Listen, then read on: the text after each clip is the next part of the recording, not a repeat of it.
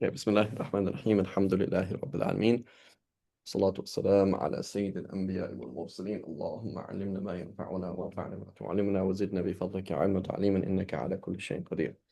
Okay, so he says أخبرنا ثور بن يزيد عن أبي رهم السماعي عن أبي أيوب الأنصاري قال إذا قبضت نفس العبد تلقاه أهل الرحمة من عباد الله كما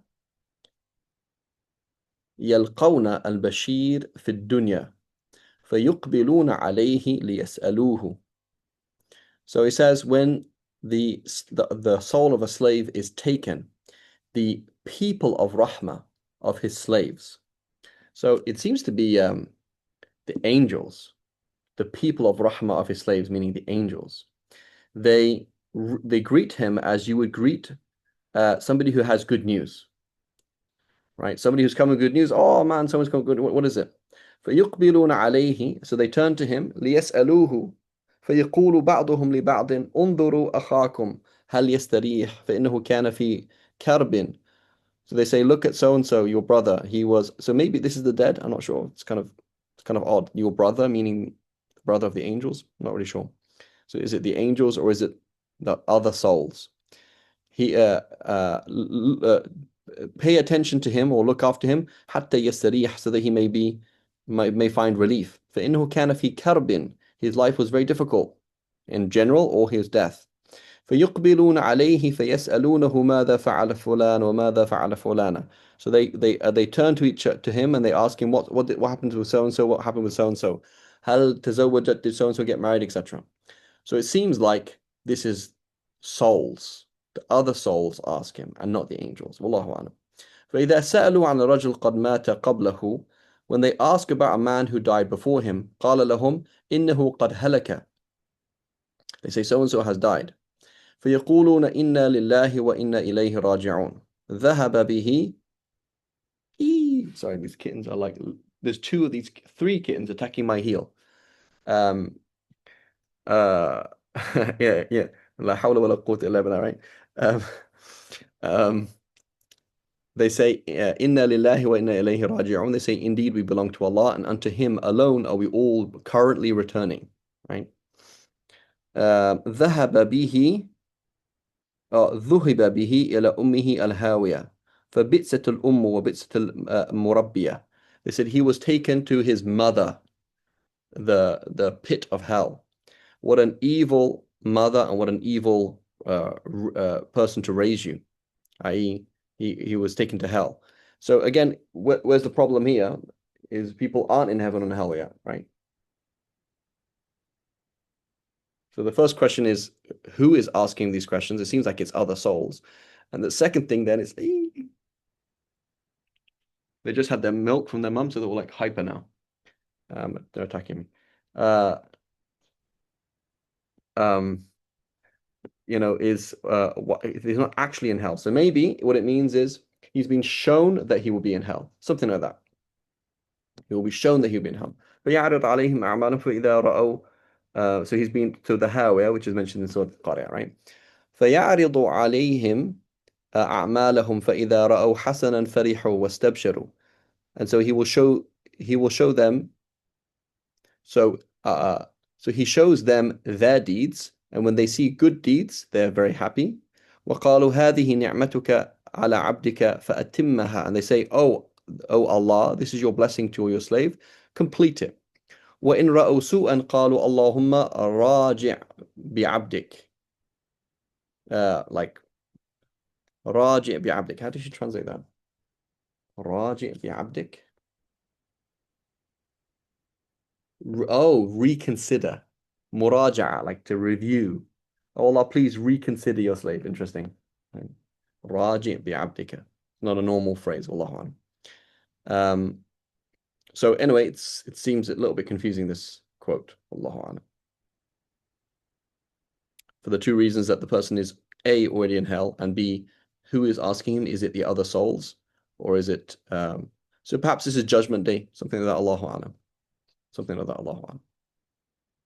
That would make more sense. On Judgment Day, people will intercede for others. People will be sent to hell. But it doesn't sound like it's Judgment Day because it seems like It's in the world of the barzakh. Allahu a'lam. Wallahu a'lam. So next one it says أخبرنا داود بن قيس قال سمعت محمد بن كعب القرظي قال إن الأرض لتبكي من رجل وتبكي على رجل تبكي على من كان يعمل على ظهرها بطاعة الله وتبكي ممن كان يعمل على ظهرها بمعصية الله ثم قرأ فما بكت عليهم السماء والأرض وما كانوا منظرين. So it says Muhammad ibn Ka'b al-Quradi, he says indeed the earth will cry for i.e. for missing, will cry for a man, i.e. for could miss him, and cry because of a man, right? So one is to cry because they miss him, the other one is to cry because he's in a bad state. Tabki ala man, so somebody will cry for somebody who used to do good deeds on the face of the earth, and it will cry because of people who, yeah, that's true, right? And a cry because of people who did sins, right? So in general, the earth is, we did this came before, that the earth loves good deeds and it hates bad deeds, right? Right. So the tree hates tree worshippers, right? The sun hates sun worshippers. The fire hates fire worshippers, right? Whenever you turn to the dunya hates you. Whenever you turn away from the dunya loves you. That's how it works, right? It's what is it? It's from a culture of what's it called? Tough love, right? That's how the dunya is trained. That's its culture of tough love, is that you show it loves you when you treat it badly, and it hates you when you're obsessed with it, right?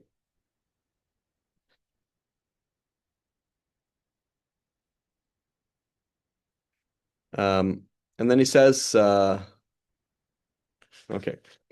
And then next one it says from Khalid ibn Ma'dan, the Abdullah ibn Amr ibn As, he said, قال عبد الله قال إن أرواح المؤمنين في طير كالزرازير يتعارفون ويرزقون من ثمر الجنة. It says indeed the souls of the believers are inside birds that are like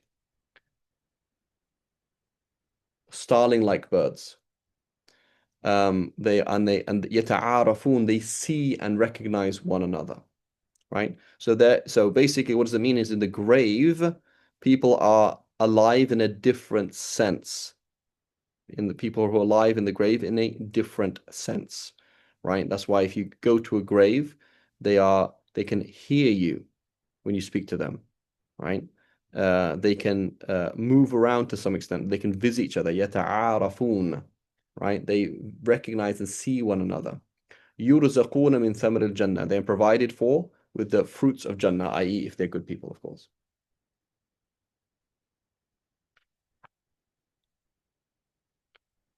And it says أخبرنا عبد الله بن عبد الرحمن بن أعلى قال أخبرني عثمان ابن عبد الله بن أوس أن سعيد بن جبير, one of the students of Ibn Abbas, قال له استأذن لي استؤذن لي على بنت أخي وهي زوجة عثمان وهي بنت عمرو بن الأوس فاستأذنت له عليها فدخل فسلم عليها ثم قال لها كيف فعل زوجك بك؟ قال إنه لمحسن فيما استطاع.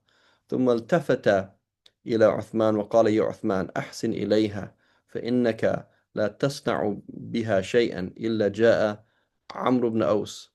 قال وهل يأتي الأموات أخبار الأحياء؟ قال نعم ما من أحد له حميم إلا يأتيه أخبار أقاربه فإن كان خيرا سر به وفرح به وهنئ به وإن كان شرا ابتئس بذلك وحزن حتى إنهم يسألون عن رجل قد مات فيقول ألم يأتكم فيقولون قد خولف به إلى أمه الهاوية. Right, so the same idea here. So it says, I'm going to read her translation, it's a bit easier. So she says, Sa'id ibn Jubayr asked, allow me to see my cousin. She was Uthman's wife and the daughter of Amr ibn Aus, right? So why is he saying, allow me to see my cousin?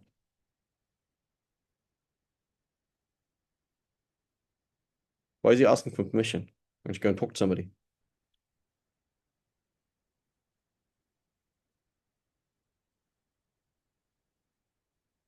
Because she's not mahram.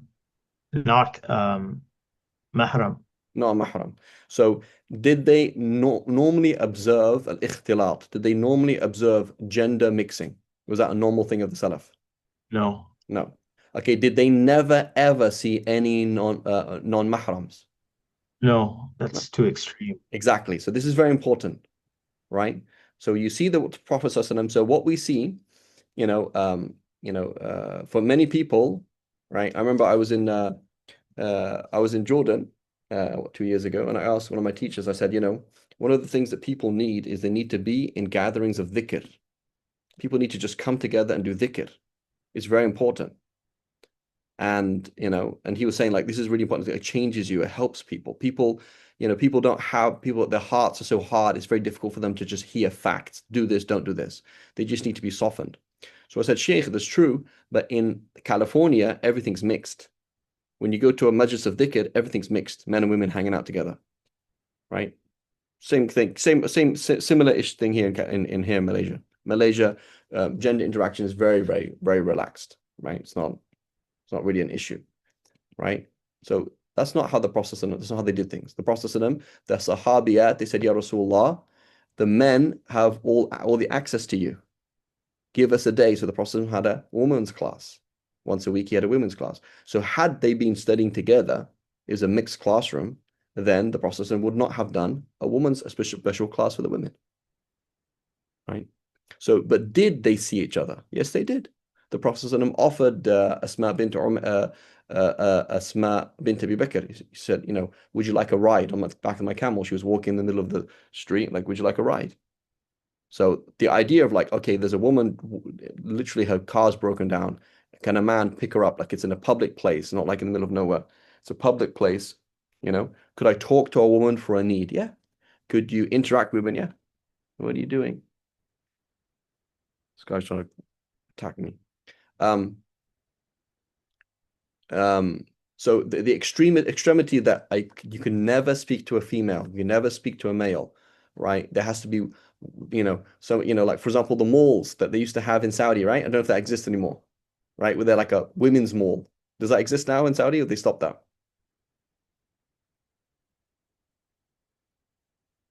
They're like an entrance for the women, like this is only so here, like in Malaysia, it's nice. They have like special parking for women, so it's closer, right? So that's a good way of looking after women. But you know, so you have extreme segregation, whereas and somebody showed me this picture of somebody of Herat, I think it was a picture of Herat. Say, look, there's no women in the street whatsoever, right? That's so good. Is that what happened during the time of the Prophet? No, it's not what happened. Right? During the time of the Prophet, you walk down the street, you see a woman, right? That's reality because women need to leave the house. Women need to do things, right? So it's not, the only people who were totally cut off were the wives of the Prophet. That was different. That's part of that, meaning you will not see that person. You don't know what she looks like. You will not see it. That's the word hijab, meaning total segregation, right? Otherwise, the wife, the women walk around with hijab or niqab. Niqab happened, hijab happened, right? You would see women, you would talk to women. It did happen, okay? But you didn't socialize women, and it wasn't a mixed thing. So he's asking, can I please talk to my cousin? Um, you know, uh, right? Etc.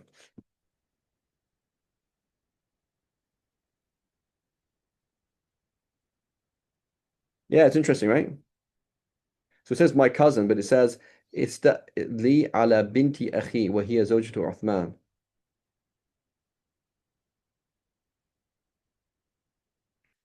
استأذن لي استأذن.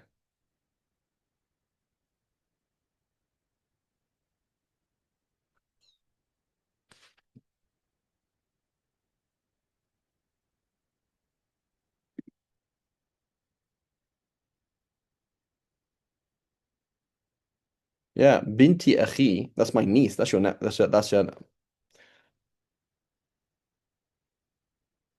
I don't know. Maybe just out of adab. I don't know that. But certainly, this is what we see. It is neither extreme segregation nor is it casual mixing. It is not. So it's not healthy. Anybody who has a sense of their own heterosexuality will be like, yeah, this isn't right. Somebody who doesn't have a sense of their own heterosexuality, like they're just comfortable, they like it hanging out with men and women, and it's kind of interesting and fun, but they don't really know why they find it interesting and fun, right? That's just a person who's not aware of themselves, right? Okay. Anyway, so Allahu Alam. So the point is, anyway, so he says, so I allowed him to see her. He entered, greeted her with salam, and then asked, how does your husband treat you? She replied, as good as he can. He then turned to Uthman and said, Uthman, be good to her. Whatever you do to her, Amr ibn Aus will hear about it, i.e., her father. Uthman asked, do the dead receive news of the living? Sa'id said, yes. Whoever has a loved one will receive news of his relatives. If it is good news, he is happy and overjoyed about it, and if it is bad news, he is saddened and grieves. The dead even ask about a man who has already died. In response, they will say, has he not come to you? They answered, he must have been diverted to his abode, i.e., the abyss. So Allahu Alam, what it seems to be the case is basically this is a luxury for people who have made it and they are in the grave, they're in the barzakh, they're in the life of the grave, and they have been shown their place in paradise. And these are the luxuries. For example, they can eat from the fruits of paradise, they can communicate, they can do these things. But then other people who are destined to hell don't have that. Something like that. Wallahu alam, right? Um, so that he doesn't have that luxury. Wallahu alam. So the idea anyway that basically people are dead in the grave in the absolute sense is not really the case at all, right? I don't know. And I don't think it's very clear Ammar at all, right? These are also just quotes of the Sahaba, not it's actually hadith and they're not all sahih. Allahu a'lam. I don't know.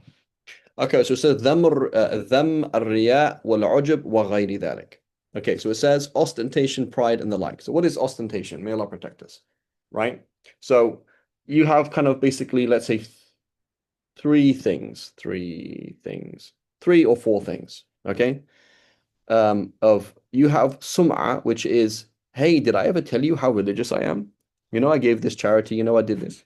Stop eating me. Go. Where's your mama doing that?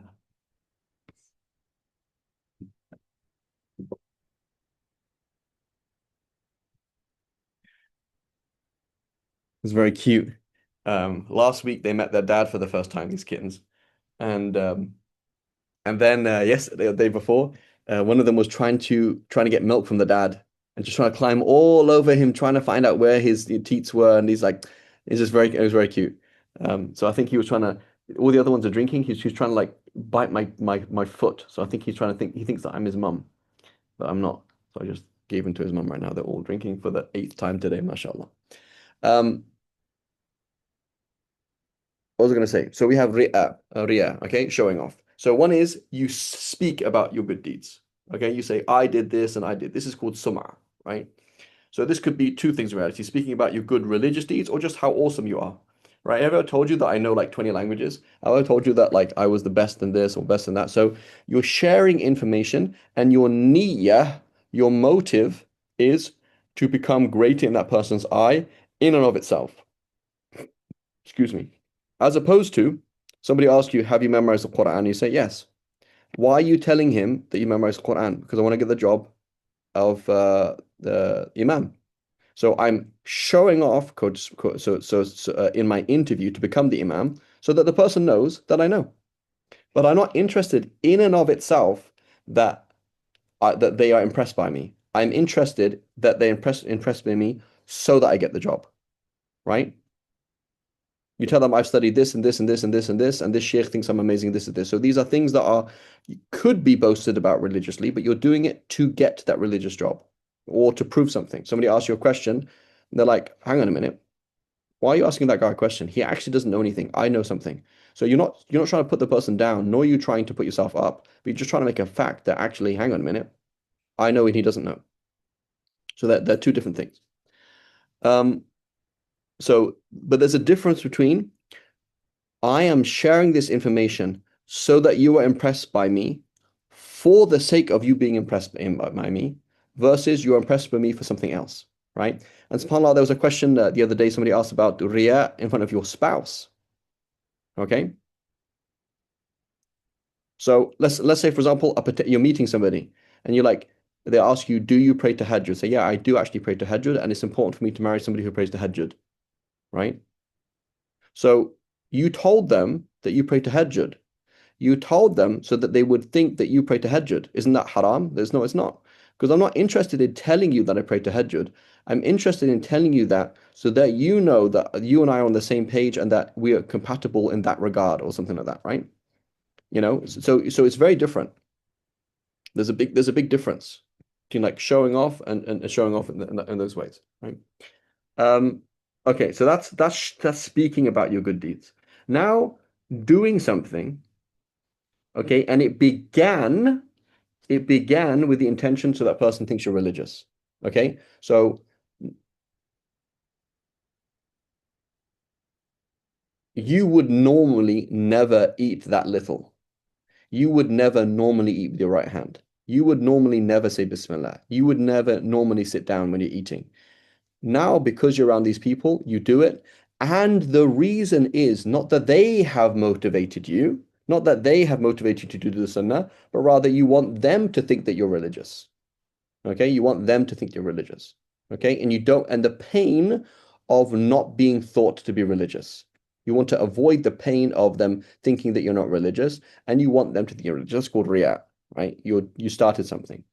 Then you have something in between. You didn't start it, but you changed it, right? So you're leading the prayer, and you have a beautiful qira'ah, and you know a verse that most people don't recite, and now you start thinking about yourself, oh, I'm this and I'm this, and then the sweetness of the fact that other people are now knowing that you are religious, right? So now this is changing, right? And the same thing with other things as well, right? You're parking a car, and then now you realize that you're actually really good at parking a car, and now everybody's looking at, oh my God, how did he even get it in there? And you really savor the fact that everybody thinks you're really good, right? So that's like showing off in skills of the dunya, which is also haram, right? So now you change this. So this is very careful. You have to be. So you started it for a good reason, right? But then in the middle of it, people became aware, and now you've changed your niyyah. So your niyyah can change, right? What you're doing or how you see it is now for them, right? So what you have to do, you have to fight that and say astaghfirullah in your head and change it, right? It's very normal. Riyah is a very normal, natural thing, but it's also very haram. Okay, so you have to fight that. Now you have retrospective riyah. Retrospective riyah is they just found out that you gave that charity. They just found out all these good things you did in the past, and now you beaming inside because they now think that you're religious, right? That's also retrospective riyah, right? Right? Does that make sense? Let's make an analogy of that. You got some flowers for your wife. Your wife's friend visited your house the next day, and your wife said, "Oh, Salma came round yesterday, and she saw the flowers you got me." And now you're beaming inside because now Salma thinks you're very romantic. So what is that ikhlas? Did you do that? Did you get the flowers for your wife? Or did you get flowers to be known by some other woman that you're a nice man? That's pretty messed up, right? That means that's not sincere, is it? Right? So that's what it means, is that you did something for the sake of Allah, and then later on people found out about it, and then you're now glowing inside. You're savoring the taste of the fact that people know that you did good things. That's not good, right? That's not good at all, right? Makes sense? So you have speaking, starting, in the process, retrospective. And then you've got something that's a deeper level as well, which is very confusing, right? Which is showing off to yourself. Showing off to yourself. So this is worshipping your own self-image. So it is not about what other people think. You don't care about what other people think. But for you, you identify as a religious person. I am somebody who knows this much Quran. I am somebody who doesn't lie. So now you lied. And you lose your own self-image in your own eyes. And you don't like that. So there's a difference between worshipping Allah and worshipping your own self-image. It's not the same. And I remember this thing specifically happening with me, right? I was a teen, I was living by myself, doing everything perfectly. MashaAllah, right? So then one day I missed tahajjud, okay? And I missed tahajjud and I was sad. And I was sitting with my sadness, and this is a very important thing to do, sitting with your feelings. Why do you feel the way that you feel? Why do you feel the way that you feel sad, you feel happy? Why exactly? Very important process. I'm sitting with my feelings, and then it clicked, it dawned on me that I was sad not because I missed out on opportunity to talk to Allah, but I was sad because I was no longer Mr. Goody Two Shoes anymore. I was no longer the A-star religious teenager anymore. The image was no longer there. The image was no longer there, right? So if you think about the believer doesn't really care as long as Allah accepts you. So you just missed Fajr and everybody else prayed in the masjid, and they saw you waking up at sunrise in the masjid in i'tikaf, and you feel really embarrassed. Why do you feel embarrassed? Because you have this image in their eyes and you've lost it. That's a problem. Or you feel embarrassed in front of yourself from the point of view that I'm no longer that thing anymore. That's wrong. So the believer says, I am nobody. I don't care what people think about me. I don't care about myself. I see myself as nothing, and my self-value is how Allah sees me. If Allah sees me as good, that is good. If Allah sees me as bad, that is bad. I'm not interested in how people perceive me or how I perceive myself, as long as Allah accepts me, right? So when you have self-image, it's like so this person then in reality, they're kind of like vying with Allah and on a very deep level, right? So do you want to be the religious person who is accepted by Allah, or the irreligious person who's accepted by Allah? So I just want to be accepted by Allah. I really don't care about myself. So when you have this self-image, you want to be the religious one. You want to be the clever one. You want to be the smart one. You want to be the good-looking one. You want to be the this. You want these things. But the believer's like, I don't care about me. As long as Allah accepts me, I'm fine. Right? So what happened with me then is then after that clicked, I couldn't get up for tahajjud for ages because my motive for getting up was to reaffirm my own self-image. Basically, I was worshiping myself. Right?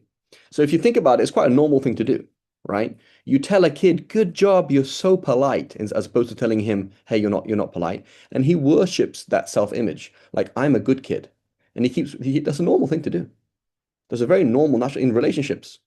Mashallah, I really appreciate all the help that you do, and this person feels more confident about the help they do in that relationship, and they want to follow that, right? But that's actually a very immature way of doing things, right? It's because people have huge nufus.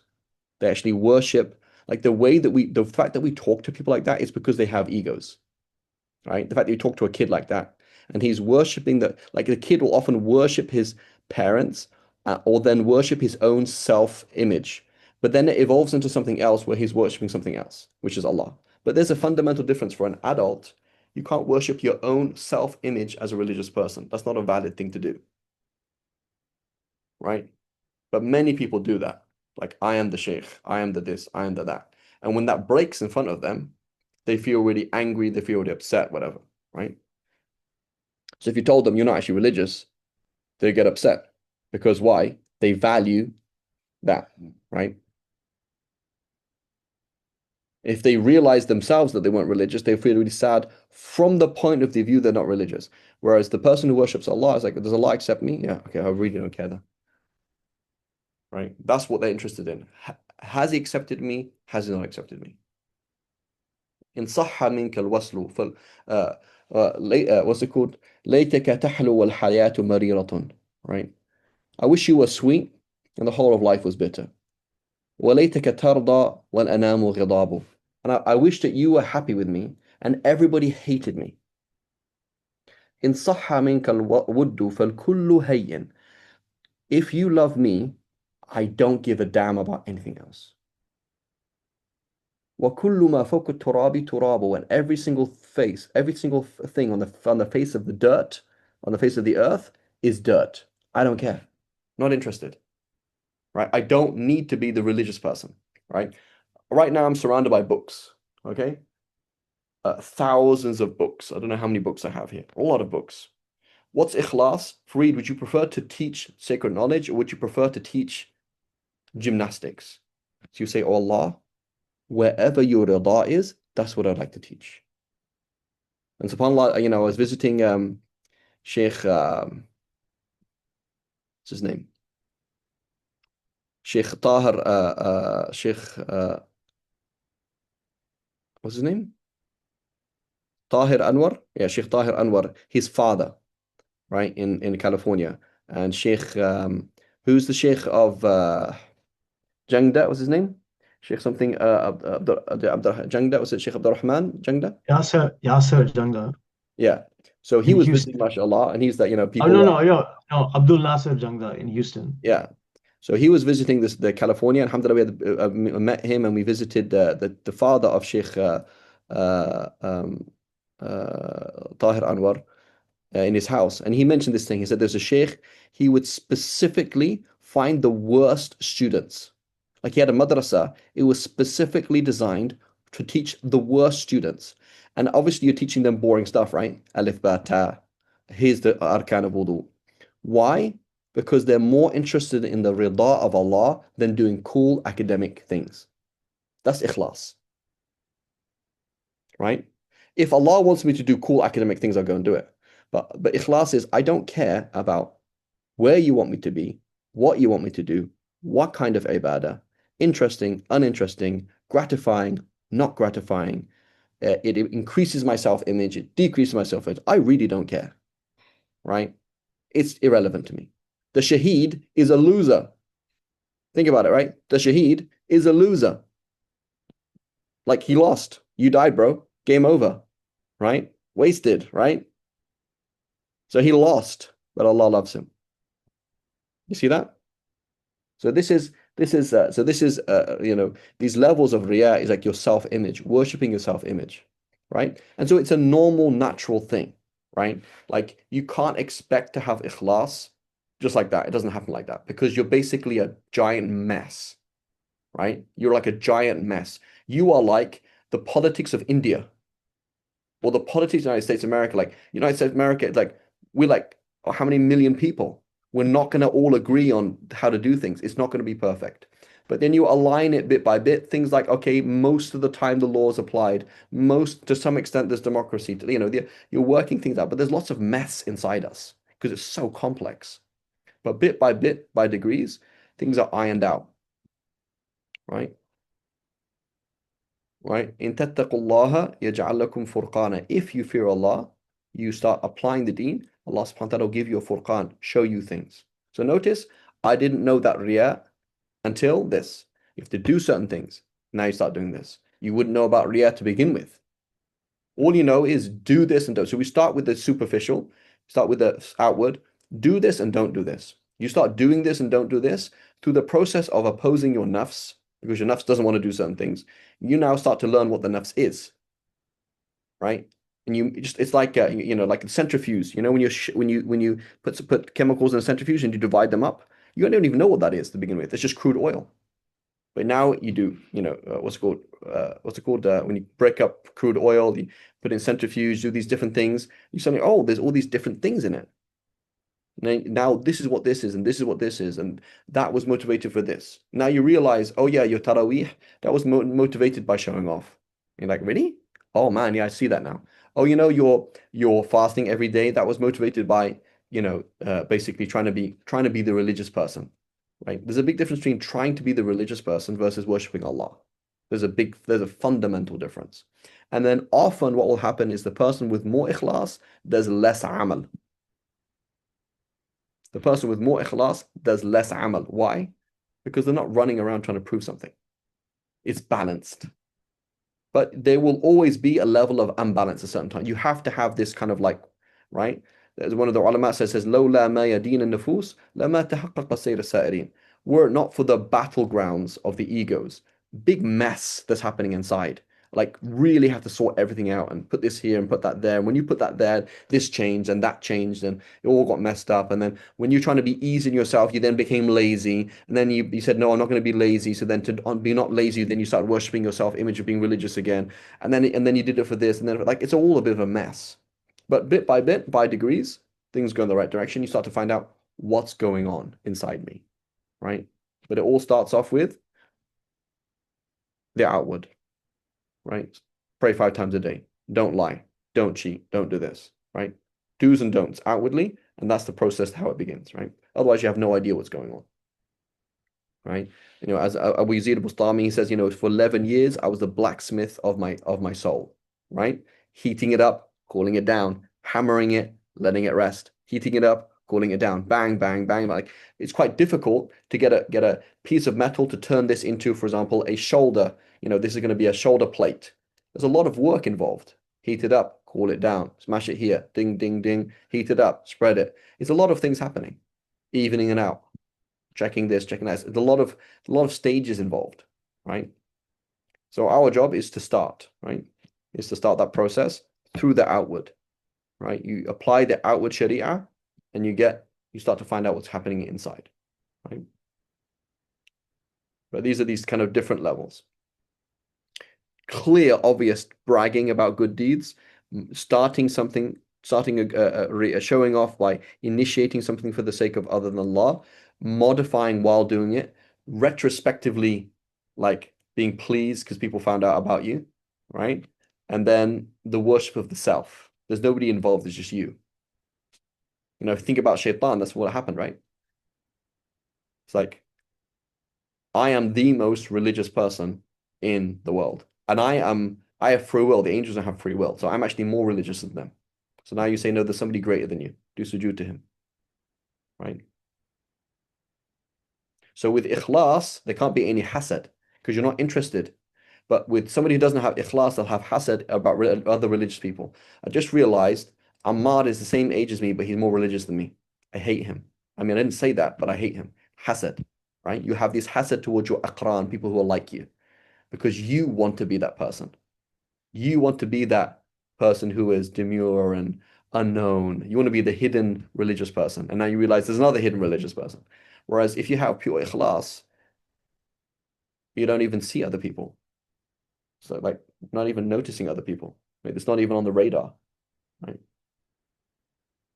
You're not, you know, so one of these signs of having like the worshipping yourself is that you have a grade for yourself and grade for other people. Ammar is a 9.2, but I'm a 9.3, if not 9.4. You know, like you grade yourself against other people because you're trying to look at your self-worth as opposed to وَكُونُوا عِبَادَ اللَّهِ إِخْوَانًا, and be slaves of Allah as brethren. Right? You want everybody else to be more than you. You're very happy that they have more deen and dunya than you. Genuinely, like genuinely from the heart of heart. All you want is Allah to be pleased with you. And you want other people to have better deen and dunya than you. Everything. Right? You'd be very happy that you're the last person to go to paradise and and because of them. As opposed to, you know, this competition and this whatever, these kind of things. Okay, so it says no worries. No, Ghibta is good, right? Ghibta is, I wish I was like him, right? I wish I had his ikhlas. I wish I, you know, so Ghibta is, I have no problem with him being as he is. I just wish I had that. That's fine. But Hasad is, you know, just realize that that person had memorized that surah. And then there's this negative, and also these things, you can't sense them, right? There's obvious aggression that comes out in Hasad. There's obvious riba that comes out with Hasad. But there's other things like slight negative feeling towards that person. What is that slight negative feeling, right? You sit with it and you realize that is hasad. That's haram. Make dua for that person. Make istighfar, say astaghfirullah, make dua for that person for the very thing that you have hasad about. How does he know more fiqh than me?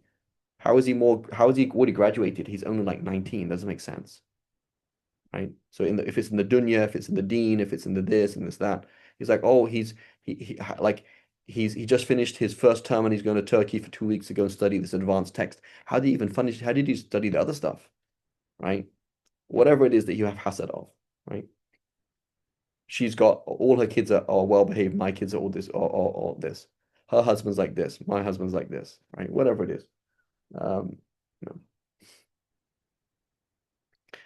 So he says أخبرنا جعفر بن حيان عن بعض أصحابه عن مطرف ابن عبد الله ابن الشخير قال لأن أبيت نائما وأصبح نادما أحب إلي من أن أبيت قائما فأصبح معجبا.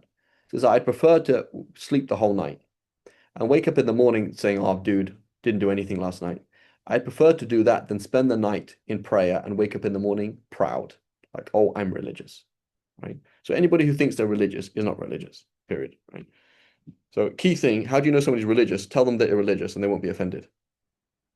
They're like, dude, you have no taqwa, zero. And you're like, yeah, I know. You know, you're very proud, yeah, I know. You know, you're very selfish, yeah, I know. And it's not going to be, yeah, I know, like, avoid the arguments. Like, I genuinely, I'm cognizant of that, yeah, right? So, so as opposed to somebody who gets offended, they say you're irreligious. You know, like there's this Sheikh Tamim Ahmadi. His aunt came up to him and says, "You know, I don't believe in you. Well, you have all these followers. I don't believe in you." He says, "I don't believe myself either." Right? So basically, I don't think you're all that amazing. So yeah, I don't think I'm that amazing either. Right? In fact, I know that I'm not that amazing. Right? I'm gonna pause the recording. This is a funny thing from my dad. Pause the recording a second. You know, as a student, like he told me, he said, "Oh, Fareed, you've really progressed in a very short time," specifically giving me this nafs boost, right? So people at different stages, they need nafs boosts. They need to feel good about themselves. Now, that's not ikhlas because I'm not on that level, right? Because I'm not on that level where I'm doing it for the sake of Allah. He sees that I'm this kid who is trying to study and really trying to get ahead and I'm really talented, but I don't have the opportunities of these things. So he's giving me, he's like trying to say you are going ahead, right? But that's because I have a nafs, right? That's because I need that, right? And he could tell that, right? So you do need to do that with people. People need to go say, mashallah, I heard your qira'ah last night was really good. As long as you know it's not going to cause pride, it's just going to give encouragement, that's fine. But that's not real ikhlas, right? Ikhlas is, I'm very happy to go nowhere. Like I've studied this chapter in fiqh 50 times, I still don't understand it. But I'm doing it for the sake of Allah. I don't do it for the academic gratification or the sense of achievement or the sense of being a talib ilm or anything. I just do it for the sake of Allah, right? I've memorized this ayah 1,000 times and I keep forgetting it. My tajweed is bad, right? So for most people, they need a kind of a bit of a mix, right? In relationships, you need a bit of nafs, right? But in reality, that's just stupid, right? In reality, it is nafs, right? Which is stupid and immature, right? May Allah protect us. Okay, makes sense, inshallah. أخبرنا كهمس ابن حسن عن أبي السليل قال رجل لسعيد بن مسيب, the son-in-law of Abu Huraira, الرجل يعطي الشيء ويصنع معروف ويحب أن يؤجر ويحمد. He likes to have a reward and he likes to be praised. قال أتحب أن تمقت? Would you like to be hated, i.e. by Allah? Right? So the fact that you do good things and you like to be praised, right? So that's not like you don't want to be praised. So again, don't take this to work and say I'm not going to praise praise people, because you need to praise people at work. You need to praise your students. You need to praise your spouse. But in reality, do you do good things for Allah to see you, or do you do good things for other people to see you? Right? You want to be praised, you want to be praised, right? And of the beautiful things that can happen to a person is for them to be blamed in reality, right? And that's of the beautiful things of being a husband, right? The Prophet ﷺ, he mentioned, he said for a wife, what is it? يَكْفُرْنَ الْعَشِيرِ, right? They don't appreciate their husband. The Prophet ﷺ said that. So this is a great source for ikhlas for a husband, is to not be appreciated, right? So he feels like, oh my God, I don't feel appreciated. What do you want to be appreciated? You want your wife to come and say, I really appreciate everything you do? Isn't there more ikhlas if you're not appreciated? You know? So Allah subhanahu wa ta'ala is giving you a crash course in ikhlas and you're not accepting it. You're like, I want to go for the other class. What class is that? The lame class. Okay, go and line up in the lame class. But I want you to do the class of ikhlas, which is you're not going to be appreciated. You do things and people don't appreciate what you do. And in fact, the opposite. They're like, you're lazy, you're this, you're that, whatever.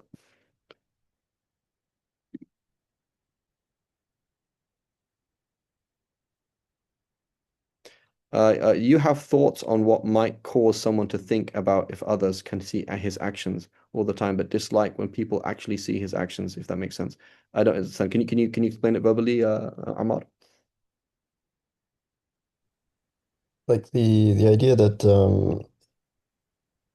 you know, in your head you're thinking about I don't know, reciting Quran, I guess is a good example. Like most of us don't actually live alone, so it's like, can these other people hear me? But then you don't actually like really you would much prefer to just be alone where no one can hear you, Yeah, yeah, if yeah. that makes sense. But So, you but recite and you constantly think about it. yeah.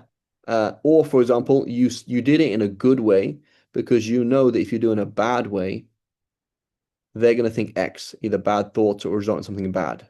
You know? So you're doing it so that they think you know the ayah, or you're doing it so they think your tajweed is good for the sake of X, which is for the sake of Allah, as opposed to for the sake of them. My goal is that I am looked at in a better way in their eyes. That's called riyah. As opposed to, for example, I turn up in the like Shanafi, Wanafi, I don't know, we follow Quran and Sunnah. So I do a good job of leading the prayer. Why? So that they they don't say, oh, his tajweed's off. That's why he can't teach fiqh. Like I'm trying to make sure they trust my fiqh through my qira'ah. Does that make sense? And why am I doing that? Not because they're impressed by me, so that they can actually listen to guidance. Does that make sense? Yes. So you're trying Or to like impress them. You're trying to impress them for that reason. And another thing is the you opposite. want people to be closer to the Quran or that kind of Yeah, thing. yeah. So that's so or the opposite. I'm gonna, you know what? Just because I don't want to show off, I'm gonna do dumb stuff. So I'm gonna go in there and pick my nose in front of them, just so that I avoid showing off and I crash my image in I destroy my image in their eyes. Is that a good thing to do when you need to achieve a goal? It's not. You shouldn't do that. Like you need to get the job. You need to marry this girl. You need to like so you're being what's called a malamity. Malamity, people who try and fight their love of showing off by making themselves look like an idiot in front of people. That's fine in some circles, but many circles, you can't do that at work. I intentionally made my presentation at work bad so that people don't think I'm good. And then I lost the job and I got haram money by doing my job wrong. You can't do that. Or I intentionally made mistakes in my fit class so that my students don't think I'm amazing, right? So I'll give you an example of that. People who intentionally do that. So there was a Sheikh Yunus, I think he's still alive in Jordan. These Malaysian students, they said, Sheikh, we heard you're really a big Sheikh. We want you to come to eat to Malaysia and teach us. So he said, okay, sure. And they said, so can you come? I said, yeah, sure. I just have one issue. They go, so what is it? I like money. They're like, okay, sure, we can pay you. Don't worry, Sheikh. And we're not expecting you to come for free. He said, yeah, but I really like money. They're like, yeah, Sheikh, that's not a problem. No, like I really want like lots of money. I want a really, really, really big salary. So they're like, okay, like what are you talking about? It's like, no, like I want like crazy money. Like I'll come, I'll be your sheikh, teach, but I just want you to give me like tons and tons of money. So they left thinking like, what kind of a sheikh is this? You know, like this guy's like weird, So that's exactly what he wanted. Like they didn't need him to come to Malaysia. All he wanted is to worship Allah subhanahu wa ta'ala by himself and nobody to know anything about him. He didn't want people to know how close he was to Allah subhanahu wa ta'ala. So he made people think that he's like into money, whatever, right? So that's one thing, as opposed to you actually have a job to achieve. Like you're trying to convince people what is right, what is wrong, politics, jihad, marriage, right? So you're like being a malamity in front of your in-laws, trying to like because you had an intention, because you could saw in your heart that you wanted to show off to them, you did the opposite. Like, that's a dumb thing to do because you're trying to marry this girl or to her. Like, you're super weird, you know? As opposed to other things. You don't need to show to your wife that you have focus in prayer. So you actually act as if you don't have focus in prayer in front of her to fight the love of showing off to her. Like, you've seen this issue that you keep trying to show off to your wife that you're like this, right? Or showing off to that person you like that. So you actually, another example, like a good example of that is asking a dumb question in a fiqh class. So I'm in a fiqh class with my peers and I say, who's Bajuri? And the teacher's looking at me like, Bajuri? You know Bajuri? Hashid Bajuri? And I'm like, yeah, I've heard of it. So everyone's like looking at me like, dude, you're not a teacher, right? So I'm not trying to achieve anything with these people, but I am trying to fight my own inclination to show off to them. So I embarrass myself in a non-harmful way. Does that make sense? To save myself from showing off. Does that make sense? As opposed to embarrassing yourself in a harmful way. That's not useful, right? Who's Bajuri? Is it the late Shafi'i, Sheikh al-Azhar, Hashia on Ibn Qasim, on the Matan al-Shujaa. I'm not sure if are you being a malamity now, Ammar, or not. Does that make sense? So there's two different things. Allahu A'lam.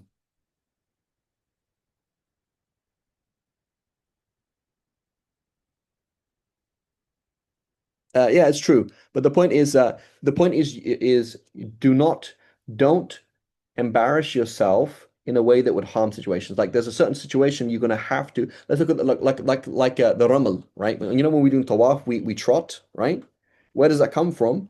Is the Muslims showing the kuffar that we're strong. Like, show them that you're strong. Don't be like a humble. So I don't care what they think about me, but they need to fear that we're going to beat them. So showing off in battle, showing off in these other things, right? So we have to be careful, right? And but don't do stupid things. Don't do harmful things in order to save yourself from those things. Inshallah, we'll stop here. وصلى الله على سيدنا محمد وعلى آله وصحبه وسلم.